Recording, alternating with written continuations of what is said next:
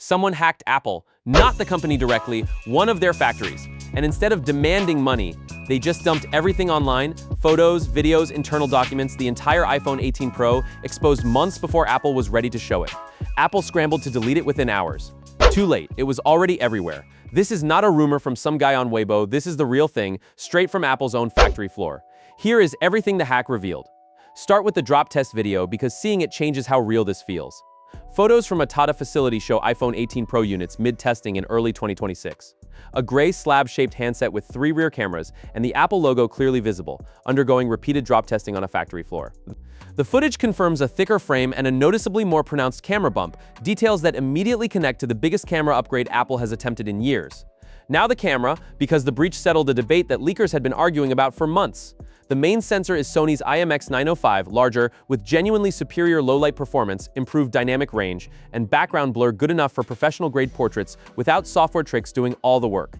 Paired with it, a variable aperture mechanism.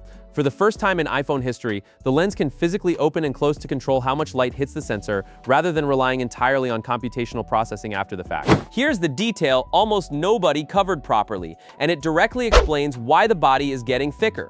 The extra thickness is not for a bigger battery. It is specifically to house the upgraded camera module. Multiple leak analyses confirm this explicitly. This is a camera-driven redesign, not a battery-driven one. And the back is changing too. A two-tone finish that seamlessly blends the glass with the aluminum frame, replacing the visible seam between materials on the current 17 Pro. One continuous, more polished surface. The chip story is where the breach revealed something genuinely unexpected.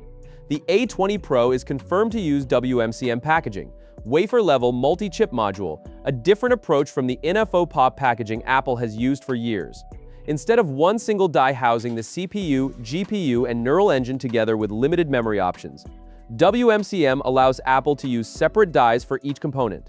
That means Apple can mix and match configurations more freely than ever before, more flexibility in how RAM and processing power get paired across different storage tiers. It is a genuinely different manufacturing philosophy, not just a smaller number on a spec sheet. Now the modem, and this is the twist buried inside the same 630 gigabytes that most outlets missed entirely. Everyone assumed the C2 modem was locked in for every iPhone 18 Pro globally. The leaked bill of materials tells a more complicated story.